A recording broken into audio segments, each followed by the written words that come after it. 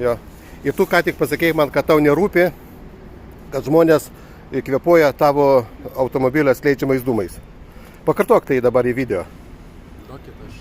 Aš klausiu tavęs, tau nerūpi kiti žmonės, tu savanaudis esi. Savanaudiškai elgiesi. Visą laiką išjunk variklį, kai stovi prie durų parduotuvės. Nes smirda vaikščioti. Tai tau nerūpi kiti žmonės, taip? Tau nerūpi kiti žmonės?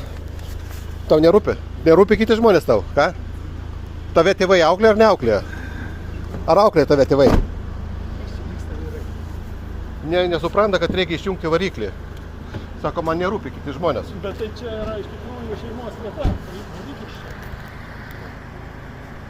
Ale naglas jaunuolis. VTI.